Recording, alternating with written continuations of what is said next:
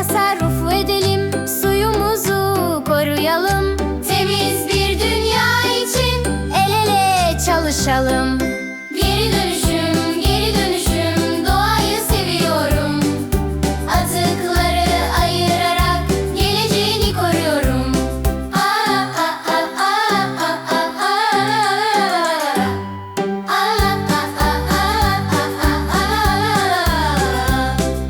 Küçük bir adım bugün, yarınlara umut olur.